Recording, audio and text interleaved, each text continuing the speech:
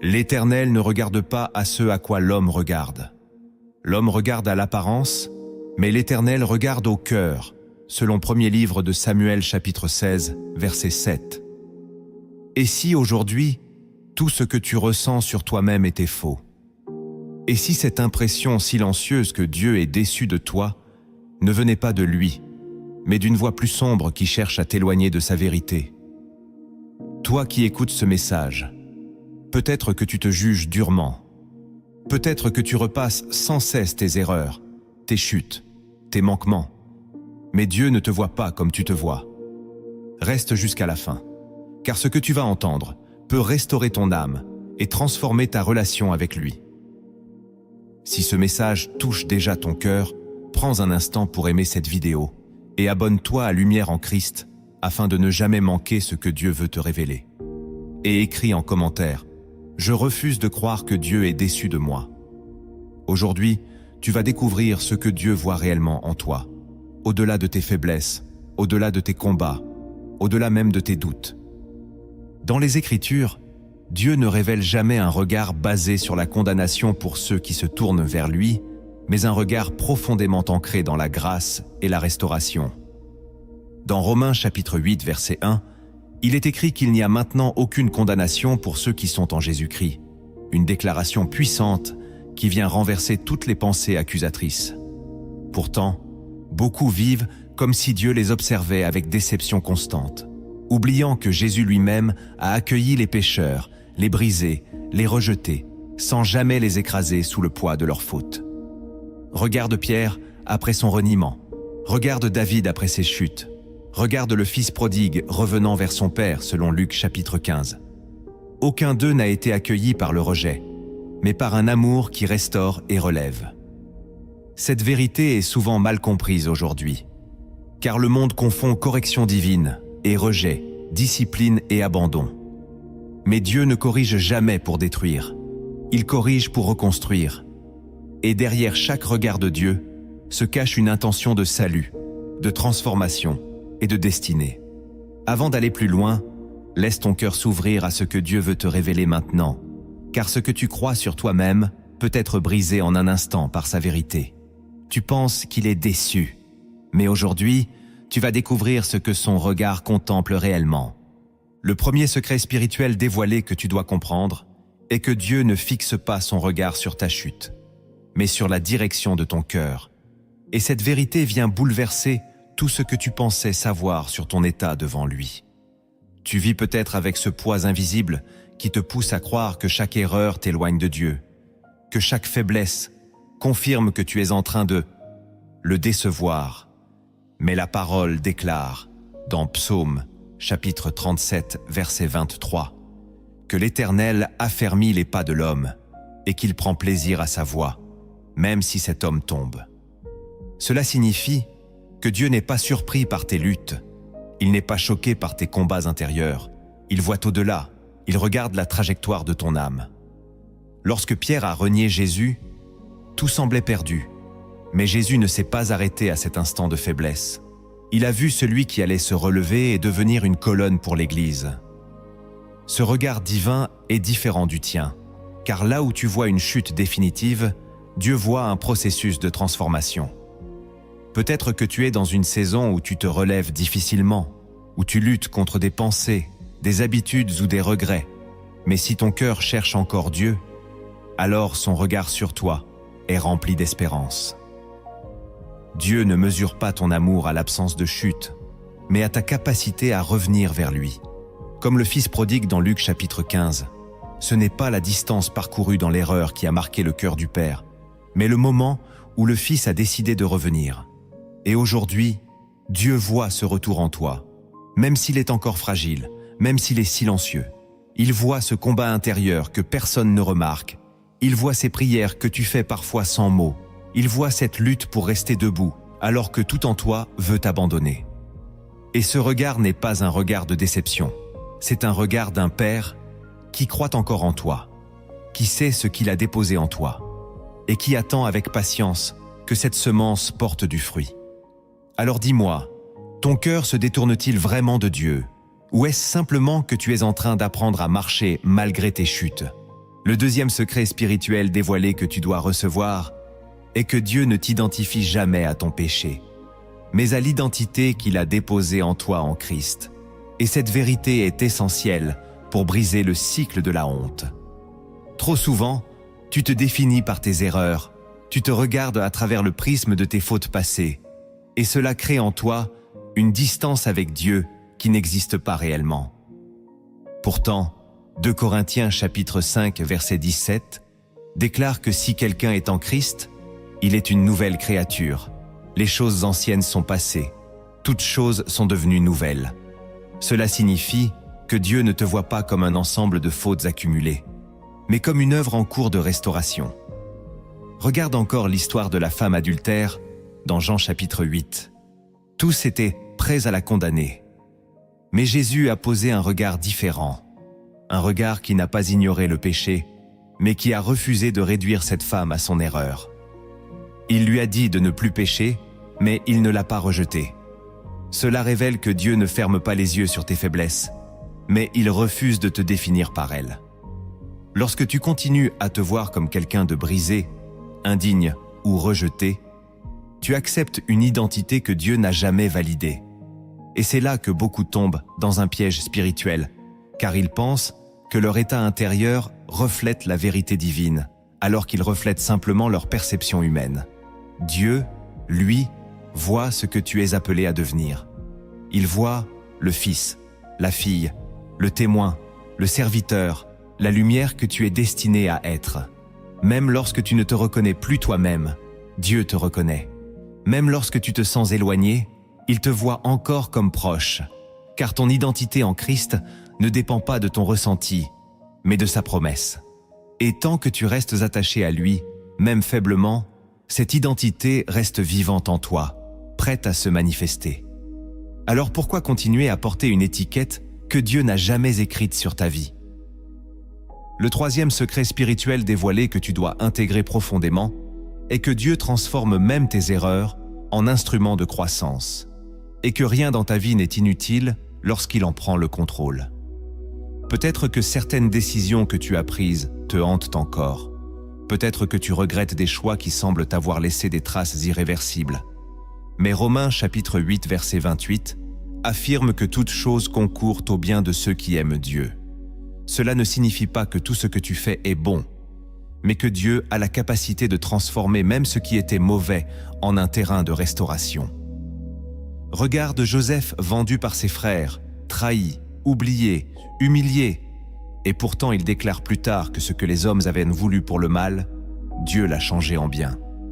Cela révèle une dimension spirituelle que peu comprennent, car tu crois peut-être que tes erreurs ont diminué ton potentiel, alors qu'entre les mains de Dieu, elles peuvent devenir des témoignages de sa grâce. Chaque épreuve que tu traverses, chaque chute que tu surmontes, chaque faiblesse que tu reconnais, peut devenir une porte vers une transformation plus profonde. Dieu ne gaspille rien. Même tes moments les plus sombres peuvent être utilisés pour t'enseigner, te fortifier et te rapprocher de lui. Mais cela demande une posture intérieure particulière, celle de ne pas fuir Dieu dans la honte, mais de revenir à lui avec confiance. Car c'est dans cette proximité que la transformation opère. Peut-être que tu regardes ton passé avec regret, mais Dieu le regarde avec un potentiel de rédemption. Et si ce que tu pensais être une preuve de ton échec était en réalité le point de départ d'une œuvre que Dieu est en train d'accomplir en toi. Le quatrième secret spirituel dévoilé que tu dois accueillir est que le silence de Dieu ne signifie pas son rejet, mais souvent un travail profond qu'il accomplit en toi sans que tu ne le perçoives immédiatement. Il y a des saisons où tu pries sans réponse, où tu cherches Dieu sans ressentir sa présence. Et c'est souvent dans ces moments que l'idée qu'il est déçu de toi s'installe le plus facilement. Pourtant, la Bible montre que même Jésus a traversé des instants de silence, notamment sur la croix, lorsqu'il a crié vers le Père. Cela signifie que le silence n'est pas l'absence de Dieu, mais parfois une dimension de la relation où la foi doit grandir. Dieu ne parle pas toujours comme tu l'attends, mais il agit constamment, même lorsque tu ne le perçois pas. Regarde Job, plongé dans la souffrance, confronté au silence apparent de Dieu, et pourtant, une œuvre profonde était en train de se faire en lui. Dieu ne l'avait pas abandonné. Il préparait une révélation plus grande. Peut-être que tu es dans une saison où tu ne comprends pas ce que Dieu fait, où tu as l'impression d'être laissé seul. Mais en réalité, Dieu travaille dans les profondeurs de ton être. Il façonne ton caractère. Il purifie tes motivations. Il fortifie ta foi. Et lorsque cette œuvre sera visible, tu comprendras que son silence n'était pas un rejet, mais une préparation. Dieu ne se détourne pas de toi parce que tu luttes. Il t'accompagne même dans ce silence. Et si ce que tu interprètes comme une distance était en réalité une invitation à le chercher plus profondément? Le 5e secret spirituel dévoilé que tu dois recevoir est que l'amour de Dieu pour toi ne fluctue jamais en fonction de tes performances, mais qu'il reste constant, inébranlable et fidèle, peu importe tes hauts et tes bas. Dans Romains chapitre 8, versets 38 et 39, il est écrit que rien ne peut te séparer de l'amour de Dieu manifesté en Jésus-Christ, ni la mort, ni la vie, ni les puissances, ni les choses présentes ou à venir. Cela signifie que même lorsque tu échoues, même lorsque tu te sens indigne, cet amour ne diminue pas. Pourtant, beaucoup vivent comme si l'amour de Dieu devait être mérité, comme si chaque faute réduisait leur valeur à ses yeux. Mais Dieu ne t'aime pas pour ce que tu fais. Il t'aime parce que tu es à lui. Cet amour est la fondation de ta relation avec lui, et non la récompense de ton obéissance. Lorsque tu comprends cela, quelque chose change profondément en toi, car tu n'obéis plus par peur de décevoir, mais par amour et reconnaissance. Et c'est là que la transformation devient réelle, car un cœur qui se sait aimer est un cœur qui peut réellement changer. Peut-être que tu t'es éloigné, peut-être que tu as douté, peut-être que tu as faibli, mais l'amour de Dieu n'a jamais reculé d'un pas. Il est toujours là, prêt à t'accueillir, prêt à te relever, prêt à te restaurer. Et aujourd'hui, il est temps que cette vérité descende profondément en toi. Écris en commentaire « Je suis aimé par Dieu, même dans mes faiblesses ». Le 6e secret spirituel dévoilé que tu dois recevoir est que Dieu voit en toi une œuvre inachevée et non un échec accompli. Et cette perspective change totalement la manière dont tu interprètes ta saison actuelle. Trop souvent, tu juges ta vie comme si tout était déjà figé, comme si ce que tu es aujourd'hui définissait ce que tu seras demain. Mais Dieu fonctionne dans une dynamique de transformation continue. Dans Philippiens chapitre 1 verset 6, il est écrit que « Celui qui a commencé en toi cette bonne œuvre la rendra parfaite pour le jour de Jésus-Christ ». Cela signifie que Dieu ne t'a pas abandonné au milieu du processus. Même si tu te sens incomplet, même si tu vois encore des zones de faiblesse en toi, Dieu voit une trajectoire. Regarde un sculpteur face à une pierre brute. L'œil humain voit un bloc sans forme, mais l'artiste voit déjà l'œuvre terminée. De la même manière, Dieu voit en toi ce que tu es en train de devenir. Peut-être que tu es dans une saison où tu as l'impression de ne pas avancer, où tes progrès semblent invisibles, où tu retombes dans des schémas que tu pensais avoir dépassés. Mais cela ne signifie pas que Dieu est déçu. Cela signifie que le travail continue. Il y a des couches profondes que Dieu enlève, des blessures qu'il guérit, des pensées qu'il renouvelle. Et ce processus peut être lent, parfois douloureux, mais il est réel. Lorsque tu te regardes avec impatience, Dieu te regarde avec patience. Lorsque tu te condamnes pour ne pas être encore arrivé, Dieu se réjouit de chaque petit pas que tu fais vers lui. Il célèbre ce que tu ne vois même pas. Il voit ton combat intérieur. Il voit ta volonté de changer. Il voit tes efforts silencieux. Et dans son regard, tu n'es pas un projet raté. Tu es une œuvre en cours de perfectionnement. Alors pourquoi te juger comme si tout était déjà terminé, alors que Dieu continue encore d'écrire ton histoire? Le 7e secret spirituel dévoilé que tu dois comprendre est que Dieu discerne ton combat invisible, celui que personne ne voit. Et c'est souvent dans ce combat silencieux qu'il trouve le plus de valeur. Le monde valorise les résultats visibles, les succès apparents, les performances mesurables, mais Dieu regarde ce qui se passe à l'intérieur de toi. Dans Matthieu chapitre 6 verset 6, Jésus enseigne que ce qui est fait dans le secret est vu par le Père et qu'il récompense ce qui est caché. Cela signifie que tes luttes intérieures ne sont pas ignorées par Dieu.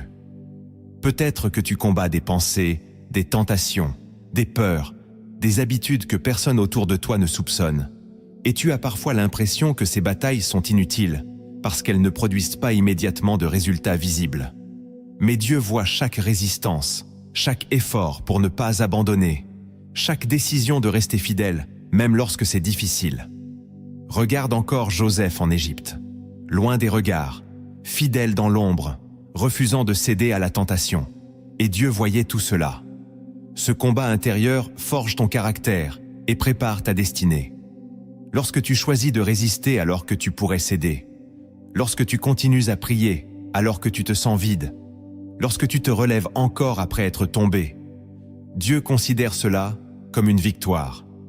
Et ce regard divin est essentiel, car il te rappelle que ta valeur ne dépend pas de ce que les autres voient, mais de ce que Dieu connaît. Peut-être que tu te sens insignifiant parce que tes combats ne sont pas visibles, mais dans le royaume de Dieu, ces luttes silencieuses ont une valeur immense. Et si Dieu était fier de toi précisément à cause de ce combat que personne ne voit? Le 8e secret spirituel dévoilé que tu dois accueillir est que Dieu ne t'abandonne jamais dans tes saisons de faiblesse, mais qu'il se rapproche encore plus de toi dans ces moments-là. Beaucoup pensent que Dieu se tient à distance lorsque l'on est faible, comme s'il attendait que tu sois plus fort, plus pur, plus stable pour revenir vers toi. Mais la vérité est l'inverse. Dans 2 Corinthiens chapitre 12 verset 9, Dieu déclare que sa grâce te suffit et que sa puissance s'accomplit dans la faiblesse. Cela signifie que tes moments de fragilité ne sont pas des obstacles à la présence de Dieu, mais des points de rencontre. Regarde Élie, épuisé, découragé, voulant abandonner, et Dieu ne l'a pas rejeté. Il l'a nourri, restauré, relevé. Regarde encore David dans ses moments de détresse, et tu verras que c'est précisément là que la présence de Dieu devient la plus réelle. Peut-être que tu traverses une période où tu te sens spirituellement faible, où ta foi vacille, où tes émotions te submergent, et tu pourrais penser que Dieu s'éloigne. Mais en réalité, il se tient encore plus près de toi. Il comprend ta fragilité, il connaît tes limites, et il ne t'exige pas une perfection que tu ne peux pas produire par toi-même. Au contraire, il t'invite à venir tel que tu es. Et c'est dans cette authenticité que la relation se renforce. Lorsque tu arrêtes de te cacher, lorsque tu cesses de prétendre être fort, lorsque tu viens à lui avec ton cœur réel, alors quelque chose de profond se produit. Dieu ne cherche pas une version parfaite de toi. Il cherche une relation vraie avec toi. Et si ta faiblesse n'était pas une barrière, mais une porte vers une intimité plus profonde avec Dieu? Le 9e secret spirituel dévoilé que tu dois intégrer est que Dieu t'appelle encore, même lorsque tu penses t'être éloigné trop loin, et son appel ne dépend pas de ta perfection, mais de sa grâce. Peut-être que tu as l'impression d'avoir manqué quelque chose, d'avoir pris de mauvaises décisions, d'avoir laissé passer des opportunités spirituelles, et tu te demandes si Dieu t'appelle encore. Mais dans Romains chapitre 11, verset 29, il est écrit que les dons et l'appel de Dieu sont irrévocables. Cela signifie que ce que Dieu a déposé en toi n'a pas été annulé par tes erreurs. Regarde Jonas, qui a fui l'appel de Dieu, qui s'est éloigné, qui a désobéi, et pourtant Dieu ne l'a pas remplacé, il est allé le chercher. Cela révèle une vérité profonde, car Dieu ne change pas d'avis sur toi aussi facilement que tu changes d'avis sur toi-même. Son appel reste, même si tu as douté, même si tu as résisté, même si tu t'es éloigné. Peut-être que tu te sens disqualifié, mais Dieu ne t'a pas disqualifié. Peut-être que tu penses que c'est trop tard, mais dans le royaume de Dieu, il n'est jamais trop tard pour revenir. Et cet appel n'est pas une pression, c'est une invitation. Dieu ne te rappelle pas pour te condamner, mais pour te repositionner. Il te rappelle vers une destinée qui est toujours vivante. Et aujourd'hui, si tu entends encore ce message, si ton cœur réagit encore, si quelque chose en toi refuse d'abandonner, c'est que cet appel est toujours actif en toi. Alors pourquoi continuer à croire que Dieu a tourné la page sur ta vie, alors qu'il continue encore d'écrire ton histoire? Le 10e secret spirituel dévoilé que tu dois recevoir est que Dieu voit déjà la version restaurée de ta vie, même si aujourd'hui, tout semble encore en reconstruction. Et cette vision divine est une source d'espérance que tu dois saisir. Tu regardes peut-être ta situation actuelle avec découragement. Tu vois ce qui manque, ce qui est brisé, ce qui n'est pas encore aligné. Mais Dieu voit le résultat final. Dans Ésaïe chapitre 61, verset 3, il est écrit qu'il donne un diadème au lieu de la cendre, une huile de joie au lieu du deuil, un vêtement de louange au lieu d'un esprit abattu. Cela signifie que Dieu ne s'arrête jamais à l'état actuel. Il travaille toujours en vue de la restauration. Regarde l'histoire de Job, qui a tout perdu, qui a traversé une saison de douleur intense. Et pourtant Dieu a restauré sa vie au-delà de ce qu'il avait connu. Cela ne veut pas dire que le chemin est facile, mais cela signifie que la fin entre les mains de Dieu est toujours marquée par la restauration. Peut-être que tu es encore au milieu du processus, que tu ne vois pas encore les résultats, que tu luttes avec l'incertitude, mais Dieu voit déjà ce que tu deviendras. Et ce regard doit transformer ta manière de vivre aujourd'hui, car tu ne marches pas vers un échec, tu marches vers une restauration. Chaque jour, chaque pas, chaque décision compte. Et même si tu ne comprends pas encore tout, tu peux avancer avec confiance, car Dieu ne regarde pas ta vie avec déception. Il la regarde avec une vision de gloire. Et si aujourd'hui tu décidais de croire ce que Dieu voit, au lieu de ce que tu ressens, avant de plonger plus profondément, laisse ton esprit s'aligner avec la vérité de Dieu. Car ce que tu vas entendre maintenant ne parle plus seulement de ton regard sur toi-même, mais du regard céleste qui perce les apparences et révèle ce que ton âme n'a pas encore pleinement compris. La première révélation profonde des Écritures que tu dois saisir est que Dieu ne t'abandonne jamais au moment où tu penses avoir tout gâché, mais qu'il se manifeste souvent précisément à cet instant pour initier une restauration que tu n'aurais jamais connue autrement. Dans Psaume chapitre 34, verset 18, il est écrit que l'Éternel est près de ceux qui ont le cœur brisé et qu'il sauve ceux qui ont l'esprit abattu. Cela signifie que tes moments de chute ne sont pas des points de rupture dans ta relation avec Dieu, mais des points d'accès à sa grâce. Regarde David après son péché, profondément brisé, reconnaissant son erreur dans Psaume 51, et tu verras que ce n'est pas la perfection qui attire la présence de Dieu, mais l'humilité du cœur. Peut-être que tu penses que tu dois te reconstruire avant de revenir vers Dieu, que tu dois corriger tes défauts avant d'oser t'approcher. Mais la vérité est que Dieu t'attend précisément dans cet état de fragilité. C'est dans cet espace que la grâce agit, que la restauration commence, que la relation devient réelle. Dieu ne fuit pas ton brisement, il s'en approche. Et ce regard doit transformer ta manière de revenir à lui, car tu ne viens pas comme quelqu'un qui doit prouver sa valeur, mais comme quelqu'un qui reçoit une miséricorde déjà disponible. Peut-être que tu es encore dans la honte, dans le regret, dans la culpabilité, mais Dieu te voit déjà en train de te relever. Et si ton point le plus bas était en réalité l'endroit où Dieu a choisi de commencer une œuvre nouvelle en toi? La deuxième révélation profonde des Écritures que tu dois comprendre est que Dieu ne mesure pas ta proximité avec lui à l'intensité de tes émotions, mais à la fidélité de ton attachement, même dans le silence.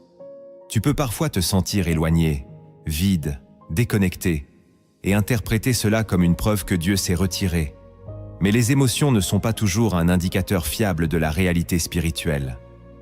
Dans Hébreux chapitre 13, verset 5, Dieu déclare qu'il ne te délaissera jamais et qu'il ne t'abandonnera jamais.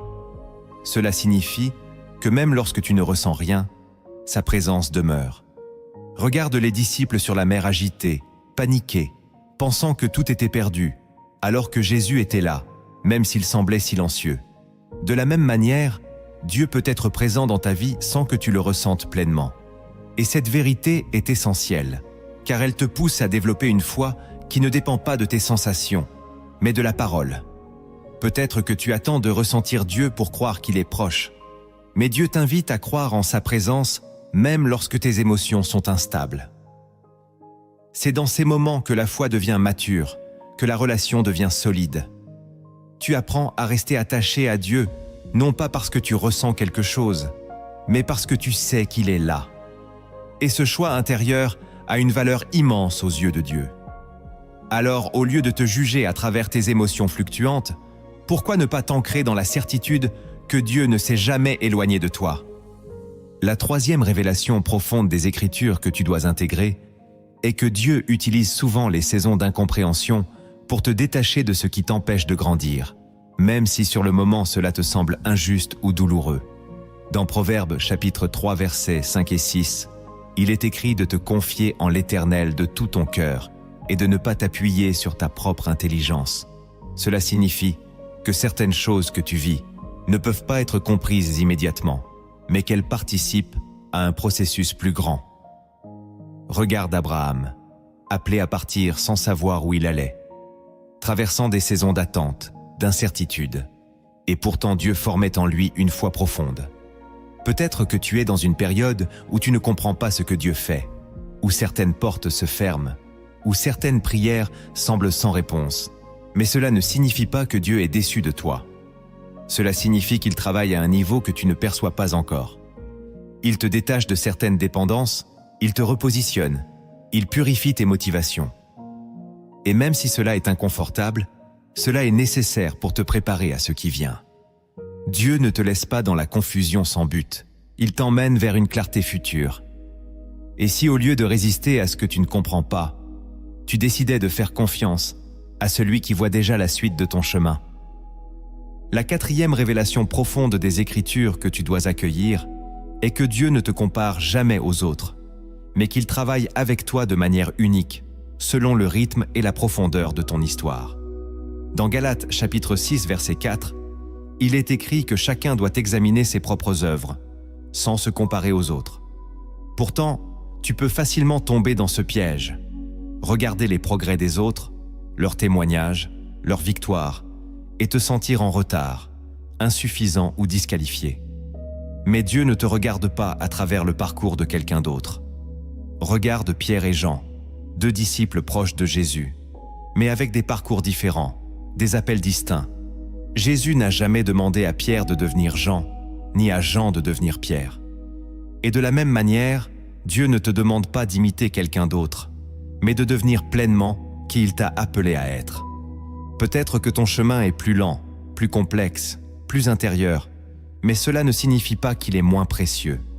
Dieu travaille en profondeur, parfois loin des regards, parfois dans des dimensions que personne ne voit. Et ce travail est souvent plus solide, plus durable. Lorsque tu arrêtes de te comparer, tu libères ton cœur d'un poids inutile et tu entres dans une relation plus authentique avec Dieu. Tu avances à ton rythme, guidé par sa voix, formé par ses mains. Et si Dieu n'était pas déçu de toi, mais simplement en train de te former d'une manière unique, différente de tout ce que tu observes autour de toi. La cinquième révélation profonde des Écritures que tu dois recevoir est que Dieu voit au-delà de ton présent et qu'il agit en fonction de ton avenir, même lorsque ton présent semble désordonné. Dans Jérémie chapitre 29, verset 11, Dieu déclare qu'il connaît les projets qu'il a formés pour toi, des projets de paix et non de malheur, afin de te donner un avenir et de l'espérance. Cela signifie que ce que tu vis aujourd'hui n'est pas une finalité, mais une étape. Peut-être que tu regardes ta vie et que tu vois du chaos, des incertitudes, des zones d'ombre, mais Dieu voit une direction. Il voit où il t'emmène. Regarde Joseph, encore une fois, vendu, emprisonné, oublié, et pourtant chaque étape le rapprochait de sa destinée. Dieu n'était pas déçu de lui dans la prison, il le préparait. Et de la même manière, Dieu ne te juge pas sur ton état actuel. Il t'accompagne vers ce que tu es appelé à devenir. Cette perspective change tout, car elle te permet de vivre ton présent avec espérance, même lorsque tout n'est pas encore aligné. Et c'est ici que tu dois aussi devenir un témoin pour les autres, car ce que Dieu fait en toi doit être partagé. Si ce message t'éclaire, prends un instant pour partager cette vidéo autour de toi car quelqu'un a besoin d'entendre que Dieu n'est pas déçu de lui. La 6e révélation profonde des Écritures que tu dois saisir est que Dieu transforme ta faiblesse en lieu de puissance, et que ce que tu considères comme une limite peut devenir l'endroit même où sa gloire se manifeste avec le plus de force. Dans 2 Corinthiens chapitre 12 verset 9, il est écrit que la puissance de Dieu s'accomplit dans la faiblesse, une parole qui renverse totalement la logique humaine. Tu pourrais penser que Dieu attend de toi une perfection constante, une force sans faille, mais en réalité, c'est souvent dans tes moments de fragilité que sa présence devient la plus tangible. Regarde Gédéon, se considérant comme le plus faible de sa famille, et pourtant, Dieu l'a choisi pour accomplir une grande victoire. Cela montre que Dieu ne sélectionne pas selon les critères humains, mais selon ce qu'il peut accomplir à travers un cœur disponible. Peut-être que tu luttes avec un sentiment d'insuffisance, que tu te compares aux autres, que tu te sens en retard ou incapable. Mais Dieu ne voit pas cela comme un obstacle. Il voit un terrain où sa puissance peut se révéler. Lorsque tu acceptes ta faiblesse sans te condamner, tu ouvres un espace où Dieu peut agir. Tu arrêtes de dépendre uniquement de tes propres forces et tu commences à t'appuyer sur sa grâce. Et c'est là que quelque chose de profond se produit, car tu ne cherches plus à paraître fort, mais à être vrai devant Dieu, et cette vérité attire sa présence. Alors, au lieu de rejeter ta faiblesse, pourquoi ne pas la présenter à Dieu comme une offrande, comme un lieu où il peut manifester sa puissance? La 7e révélation profonde des Écritures que tu dois comprendre est que Dieu ne regarde pas la vitesse de ta progression, mais la sincérité de ton engagement. Et cette vérité libère ton cœur de la pression de devoir aller vite. Dans Ésaïe chapitre 40 verset 31, il est écrit que ceux qui se confient en l'Éternel renouvellent leurs forces et qu'ils marchent sans se fatiguer. Cela ne parle pas d'une progression rapide, mais d'une endurance fidèle. Tu peux parfois te sentir frustré, de ne pas avancer comme tu le voudrais, de voir certains domaines de ta vie évoluer lentement, de retomber dans certaines luttes. Mais Dieu ne mesure pas ta croissance avec un chronomètre. Il regarde ton cœur, ton désir de continuer, ta volonté de ne pas abandonner. Regarde les disciples. Ils ont mis du temps à comprendre, à grandir, à se transformer. Et pourtant, Jésus ne les a jamais rejetés pour leur lenteur. Il les a accompagnés avec patience. Peut-être que tu te juges sévèrement parce que tu n'es pas encore là où tu voudrais être, mais Dieu voit ton chemin, pas seulement ton point d'arrivée. Chaque pas compte, chaque effort compte, chaque moment où tu choisis de rester attaché à lui compte. Et cette fidélité a une valeur immense. Lorsque tu comprends cela, tu te libères d'un poids inutile. Tu arrêtes de te comparer, tu arrêtes de te condamner, et tu avances avec paix.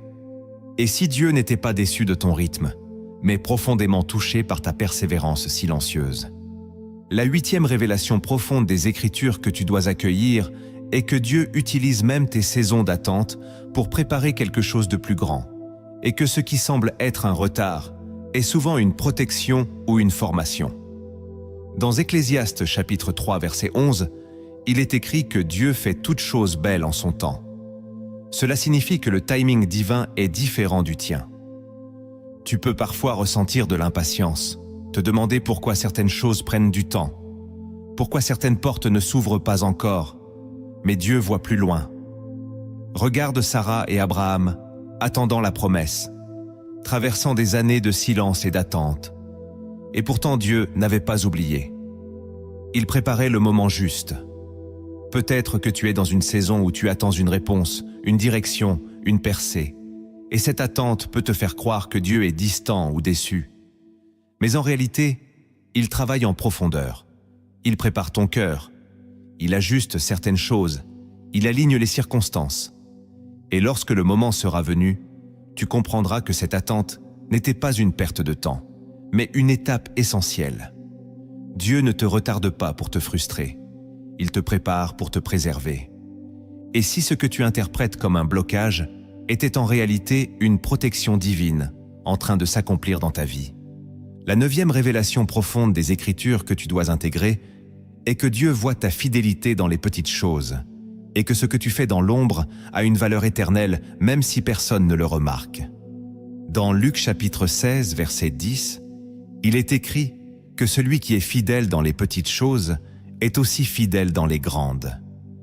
Cela signifie que Dieu ne regarde pas seulement les grandes actions visibles, mais les détails de ta vie quotidienne. Peut-être que tu penses que ce que tu fais n'a pas d'impact, que tes efforts sont insignifiants, que ta vie spirituelle est trop simple, trop discrète. Mais Dieu voit tout. Il voit chaque prière silencieuse, chaque choix de rester intègre, chaque acte de foi même discret. Et ces choses construisent quelque chose de solide en toi. Regarde la veuve qui a donné peu, mais avec un cœur sincère, et Jésus a dit qu'elle avait donné plus que tous les autres. Cela montre que Dieu évalue différemment. Il ne se laisse pas impressionner par l'apparence, mais par la profondeur du cœur. Lorsque tu restes fidèle dans ce que tu as aujourd'hui, tu te prépares pour ce que Dieu veut te confier demain, et cette fidélité est précieuse. Alors, au lieu de minimiser ce que tu fais, commence à voir ces petites actions comme des semences spirituelles. Et si Dieu était fier de toi, non pas pour ce que tu montres, mais pour ce que tu fais lorsque personne ne regarde. La 10e révélation profonde des Écritures que tu dois recevoir est que Dieu ne voit pas seulement ce que tu es aujourd'hui, mais il voit la victoire finale qu'il a déjà préparée pour toi. Et cette vision divine doit devenir ton ancrage dans les moments de doute. Dans Apocalypse chapitre 21 verset 4, il est écrit que Dieu essuiera toute larme de tes yeux et que la souffrance ne sera plus. Cela révèle que la finalité de ton parcours est la restauration complète. Peut-être que tu es encore en plein combat, que certaines blessures sont encore ouvertes, que certaines questions restent sans réponse, mais Dieu voit déjà la fin. Il voit la guérison, la paix, la joie restaurée. Regarde l'histoire de Job, encore une fois, qui a traversé l'épreuve, mais dont la fin a été marquée par une restauration plus grande que ce qu'il avait perdu.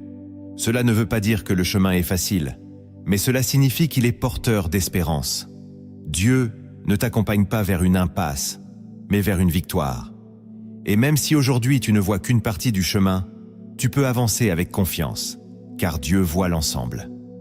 Et ce regard doit transformer ta manière de vivre tes épreuves, car tu ne marches pas vers un échec, tu marches vers une victoire préparée par Dieu lui-même.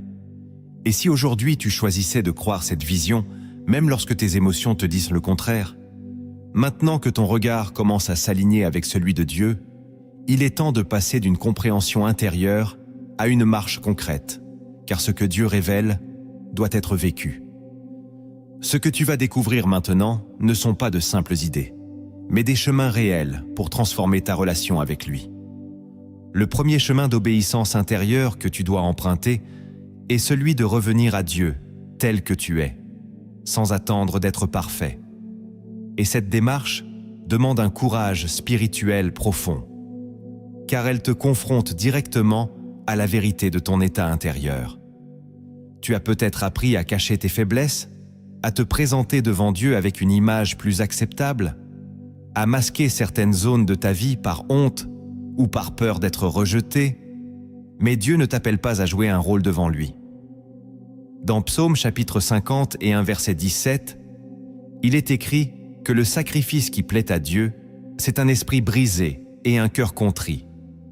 Cela signifie que ce que Dieu recherche avant tout, ce n'est pas une performance religieuse, mais une authenticité totale. Revenir tel que tu es, c'est abandonner les faux semblants. C'est reconnaître tes luttes, tes doutes, tes faiblesses, et les déposer devant Dieu sans filtre. Et c'est précisément dans cet espace de vérité que la relation devient vivante. Regarde le fils prodigue dans Luc chapitre 15. Il n'est pas revenu avec une image restaurée. Il est revenu brisé, conscient de son état. Et c'est cela qui a touché le cœur du Père. Peut-être que tu attends de te sentir digne pour prier, pour t'approcher, pour chercher Dieu. Mais cette attente est un piège, car la dignité ne précède pas la relation, elle en découle. Lorsque tu viens tel que tu es, tu permets à Dieu d'agir directement dans les zones qui ont besoin de transformation. Tu arrêtes de lutter seul. Tu entres dans une dynamique de dépendance réelle. Et ce mouvement change tout, car il ouvre la porte à la grâce. Peut-être que tu te sens encore indigne aujourd'hui, mais Dieu ne te demande pas d'être digne. Il te demande d'être présent. Et c'est dans cette présence sincère que la transformation commence. Le deuxième chemin d'obéissance intérieure que tu dois poser est celui de renouveler ton esprit par la parole de Dieu.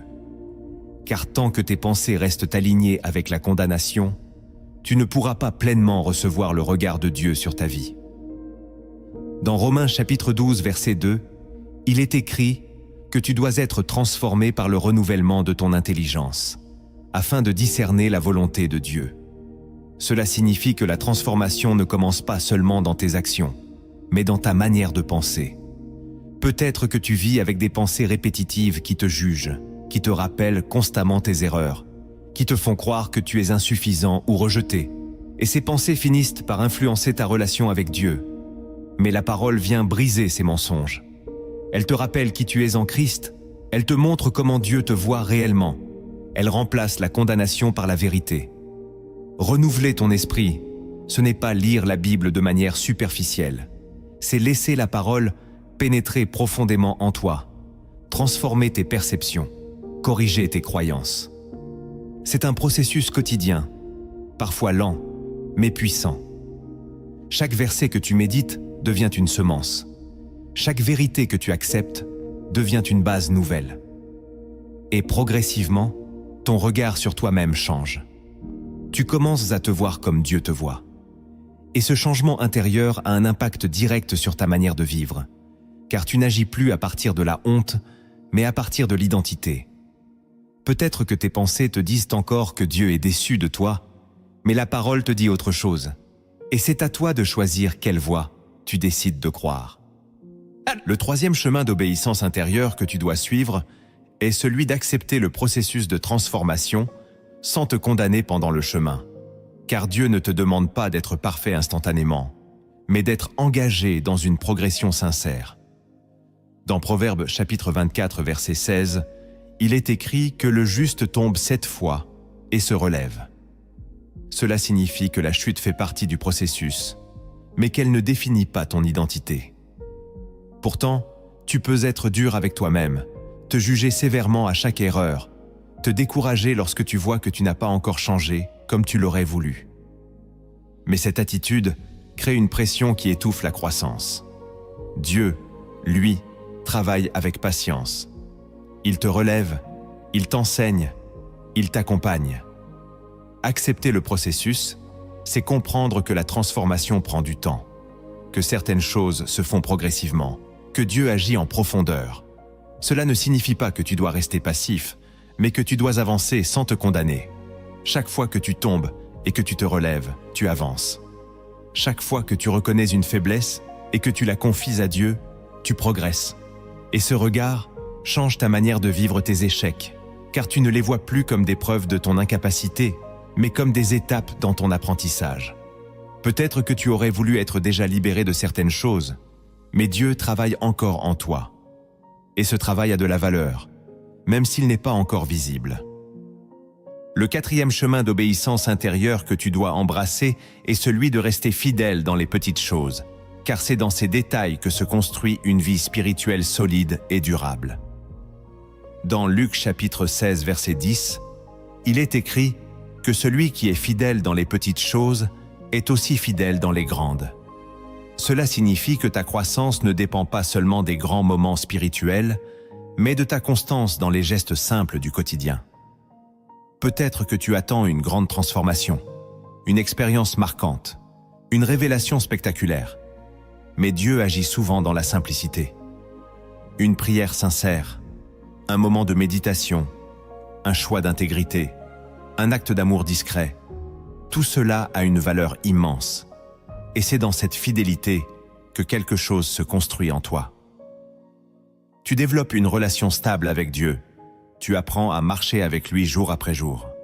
Et cette constance produit une transformation réelle. Peut-être que tu sous-estimes ces petites choses, mais elles sont les fondations de ta vie spirituelle. Dieu voit ces gestes, il voit ton engagement, même lorsqu'il est discret. Et ce regard doit t'encourager, car tu n'as pas besoin de faire quelque chose d'extraordinaire pour plaire à Dieu. Tu as simplement besoin d'être fidèle là où tu es. Et cette fidélité ouvre la porte à des choses plus grandes. Le 5e chemin d'obéissance intérieure que tu dois suivre est celui de choisir de croire le regard de Dieu sur ta vie. Même lorsque tes émotions te disent le contraire. Car la foi consiste à s'appuyer sur la vérité divine au-delà de ce que tu ressens. Dans 2 Corinthiens chapitre 5 verset 7, il est écrit que tu marches par la foi et non par la vue. Cela signifie que ta relation avec Dieu ne peut pas être basée uniquement sur tes sensations. Il y aura des moments où tu te sentiras éloigné, où tu douteras, où tes émotions seront instables. Mais cela ne change pas la réalité de ce que Dieu voit en toi. Choisir de croire Dieu, c'est décider de s'aligner avec sa parole, même lorsque tout en toi semble dire le contraire. C'est un acte intérieur puissant, car il brise les mensonges qui cherchent à s'imposer dans ton esprit. Peut-être que tu ressens encore de la culpabilité, peut-être que tu te vois encore à travers tes erreurs, mais Dieu te voit autrement. Et aujourd'hui, tu dois faire un choix. Écris en commentaire « Je choisis de croire le regard de Dieu sur ma vie », car ce choix est le début d'une transformation profonde. Le 6e chemin d'obéissance intérieure que tu dois embrasser est celui de pardonner profondément, même lorsque ton cœur résiste encore, car le pardon libère ton âme et te reconnecte à la nature même de Dieu. Dans Éphésiens chapitre 4 verset 32, il est écrit que tu dois pardonner comme Dieu t'a pardonné en Christ. Et cette parole révèle que le pardon n'est pas une option émotionnelle, mais un choix spirituel. Peut-être que tu portes encore des blessures, des trahisons, des injustices qui ont marqué ton cœur, et tu pourrais penser que garder ces douleurs est une manière de te protéger. Mais en réalité, cela t'enferme. Lorsque tu refuses de pardonner, tu restes attaché à ce qui t'a blessé. Mais lorsque tu choisis de pardonner, même sans ressentir immédiatement la paix, tu ouvres une porte pour que Dieu guérisse ton cœur. Regarde Jésus sur la croix, pardonnant à ceux qui l'ont crucifié, et tu comprendras que le pardon est une puissance spirituelle immense. Cela ne signifie pas que tu valides le mal, mais que tu refuses de laisser ce mal contrôler ton intérieur. Peut-être que tu as du mal à pardonner aujourd'hui, mais tu peux commencer par un acte simple, présenter cette douleur à Dieu et lui demander de t'aider. Et progressivement, quelque chose change. Le pardon devient une libération. Et ce chemin te rapproche de Dieu, car tu entres dans sa manière d'aimer. Le 7e chemin d'obéissance intérieure que tu dois suivre est celui de développer une relation constante avec Dieu dans le secret, car c'est dans l'intimité que ta foi se fortifie réellement. Dans Matthieu chapitre 6 verset 6, Jésus enseigne que tu dois entrer dans ta chambre, fermer la porte et prier ton Père dans le secret. Cela signifie que la profondeur de ta relation avec Dieu ne dépend pas de ce que tu montres, mais de ce que tu vis en privé. Peut-être que tu cherches des moments forts, des expériences visibles, mais Dieu t'invite à une fidélité discrète. Prendre du temps avec lui, parler avec lui, écouter sa voix, méditer sa parole, tout cela construit une relation réelle. Et cette relation devient ta force. Lorsque tu es connecté à Dieu dans le secret, tu développes une stabilité intérieure qui ne dépend pas des circonstances extérieures. Tu apprends à le connaître, à reconnaître sa voix, à discerner sa présence. Et cette intimité change ta vie. Peut-être que tu négliges ces moments, que tu penses ne pas avoir le temps, mais ce sont ces instants qui nourrissent ton âme. Et plus tu cultives cette relation, plus tu ressens une paix profonde. Dieu ne cherche pas seulement des actions visibles, il cherche une relation vivante avec toi. Le 8e chemin d'obéissance intérieure que tu dois accueillir est celui de lâcher le contrôle et de faire confiance à Dieu, même lorsque tu ne comprends pas tout, car la foi véritable se manifeste dans l'abandon. Dans Proverbes chapitre 3 verset 5, il est écrit de te confier en l'Éternel de tout ton cœur et de ne pas t'appuyer sur ta propre intelligence. Cela signifie que tu dois accepter de ne pas tout maîtriser. Peut-être que tu cherches à tout contrôler, à tout prévoir, à tout comprendre, mais cette attitude peut t'empêcher de voir l'œuvre de Dieu. Lâcher prise. ce n'est pas abandonner. C'est remettre à Dieu ce que tu ne peux pas gérer seul. C'est accepter que ses plans sont plus grands que les tiens.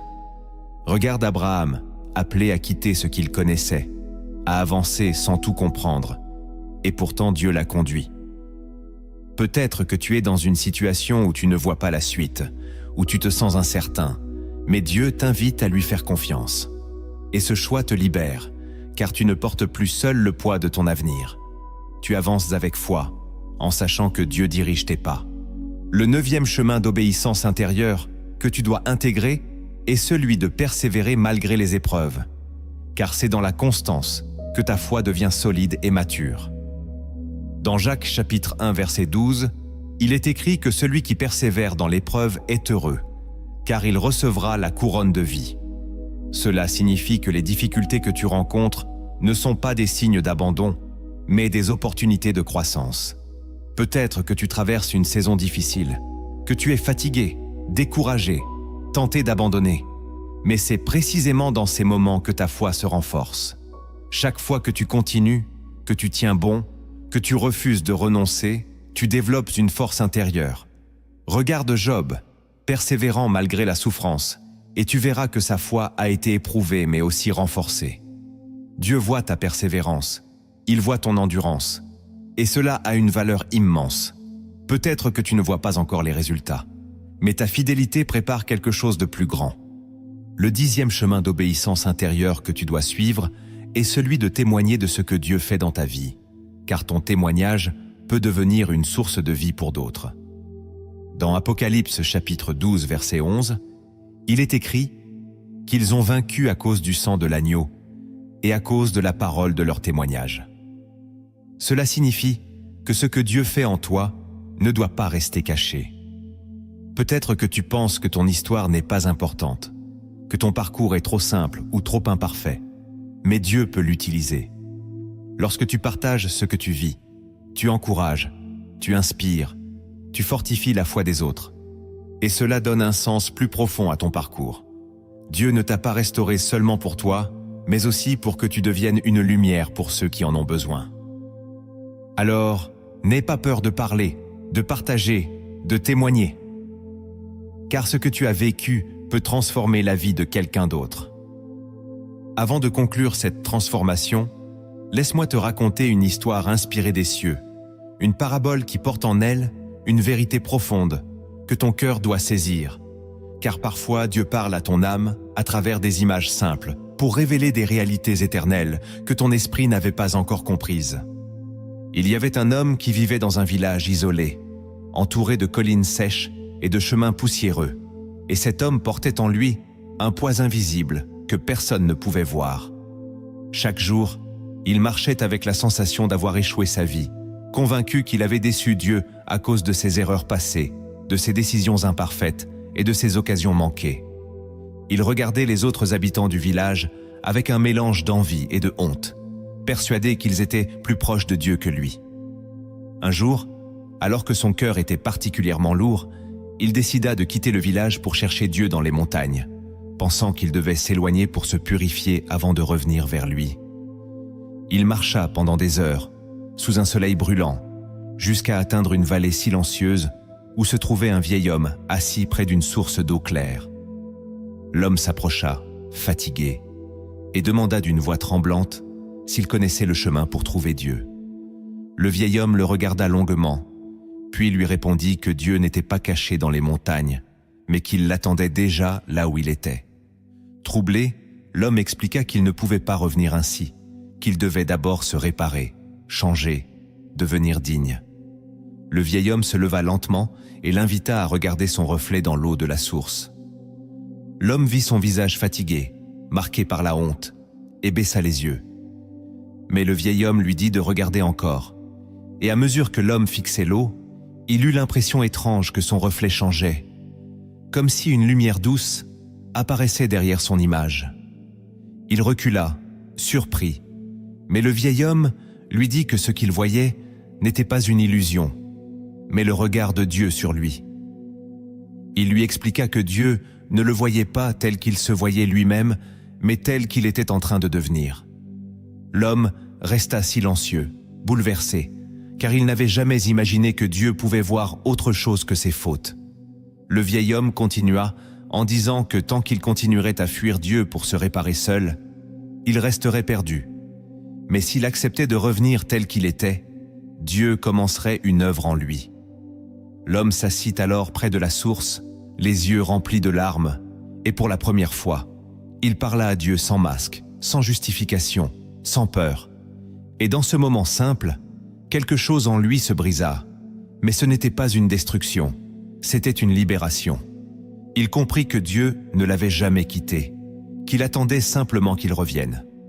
Le lendemain, l'homme reprit le chemin du village, non pas comme quelqu'un qui avait tout réparé, mais comme quelqu'un qui avait accepté d'être aimé malgré ses imperfections. Et à partir de ce jour, sa vie changea progressivement, non pas parce qu'il devint parfait, mais parce qu'il cessa de croire qu'il devait l'être pour être accepté. La leçon de cette parabole est que tu n'as pas besoin de te transformer seul avant de revenir vers Dieu, car c'est dans la relation avec lui que la transformation commence réellement. Tant que tu crois que tu dois être digne pour t'approcher, tu restes éloigné. Mais lorsque tu acceptes de venir tel que tu es, tu ouvres la porte à une œuvre divine en toi. Dieu ne voit pas seulement tes erreurs, il voit ce que tu es appelé à devenir. Et c'est en te laissant aimer par lui que cette réalité commence à prendre forme dans ta vie. Tu n'es pas ce que tes erreurs disent de toi, tu n'es pas ce que tes chutes essaient de te faire croire, tu es ce que Dieu voit lorsque son regard se pose sur ton cœur. Et ce regard n'est pas rempli de déception, mais de patience, de grâce et d'espérance. Aujourd'hui, quelque chose doit changer en toi, non pas dans tes efforts, mais dans ta perception. Tu dois apprendre à te voir à travers les yeux de Dieu, à avancer sans te condamner, à revenir vers lui sans peur. Car tant que tu crois qu'il est déçu de toi, tu restes à distance. Mais lorsque tu comprends qu'il t'attend, tout devient possible. Ta relation peut être restaurée, ta foi peut être renouvelée, ta vie peut être transformée. Et même si le chemin continue, tu peux désormais avancer avec cette certitude profonde. Dieu ne t'a jamais abandonné, et il ne commence pas aujourd'hui. Maintenant, ouvre ton cœur là où tu es. Laisse tomber les barrières et entre dans un moment sincère avec Dieu. Car cette prière n'est pas un simple rituel, mais une rencontre réelle où quelque chose en toi peut être restauré profondément dès maintenant. Seigneur mon Dieu, je viens devant toi tel que je suis, sans masque, sans justification, sans chercher à cacher ce que je ressens profondément en moi. Tu vois mon cœur, tu connais mes pensées, tu sais tout ce que je traverse, tout ce que j'ai vécu, tout ce que je porte encore en silence. Et aujourd'hui, je dépose tout cela devant toi. Je dépose mes erreurs, mes regrets, mes fautes, mes moments de faiblesse, ces instants où je me suis éloigné, ces décisions que je ne comprends pas, ces pensées qui me condamnent encore. Seigneur, je te les donne, non pas parce que je suis capable de les réparer, mais parce que je reconnais que sans toi, je ne peux rien faire. Pardonne-moi là où j'ai manqué, relève-moi là où je suis tombé, restaure-moi là où je suis brisé. Père, je te demande de transformer mon regard sur moi-même. Brise en moi toutes les pensées qui ne viennent pas de toi, ces voix qui me disent que je ne suis pas digne, que je ne suis pas assez, que je t'ai déçu.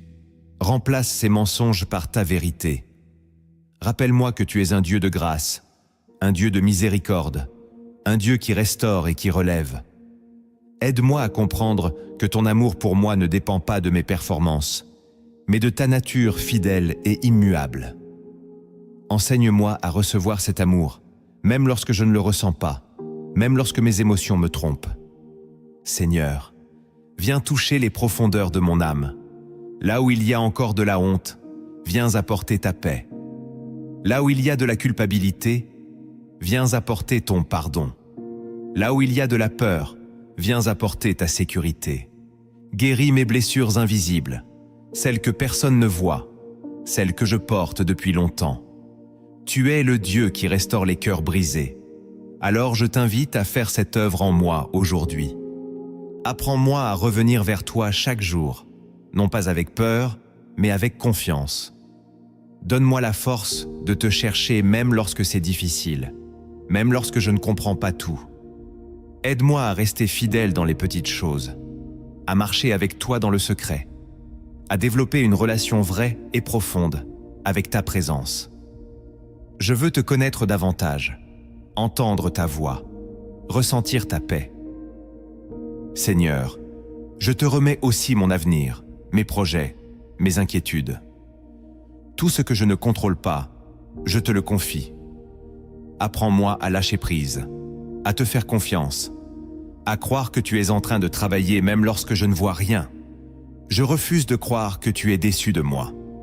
Je choisis de croire que tu es en train de me transformer, de me former, de me préparer.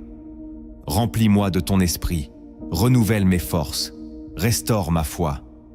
Que ta présence devienne ma source, ma stabilité, ma direction, et que ma vie reflète peu à peu ce que tu vois déjà en moi. Je te remercie parce que tu es là, parce que tu ne m'as jamais abandonné, parce que tu continues à m'aimer malgré tout. Et aujourd'hui, je décide de marcher avec toi, pas à pas, avec confiance. Au nom de Jésus, Amen. Si ce message a touché ton cœur, prends un instant pour aimer cette vidéo, abonne-toi à Lumière en Christ et partage-la autour de toi. Car quelqu'un a besoin d'entendre que Dieu n'est pas déçu de lui. Et écris en commentaire: je choisis de croire que Dieu est fier de moi.